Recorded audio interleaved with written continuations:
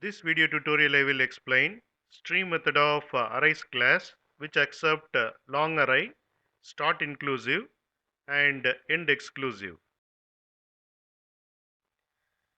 Here I have defined a class arrays demo,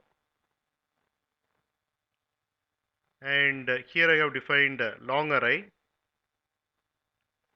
Then I am calling stream method of arrays class and passing long array, and start inclusive as 1, which is this position, and end exclusive as 3, which is this position. So this method returns long stream, and it contains these two elements.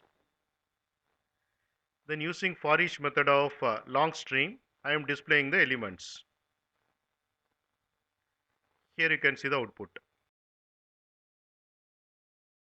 You can get Java source code link from the description of the video. In mobile, to see the description, click on this icon. It will expand like this, and here you can see the description. It contains Java source code links. Click on these links to get the Java source code.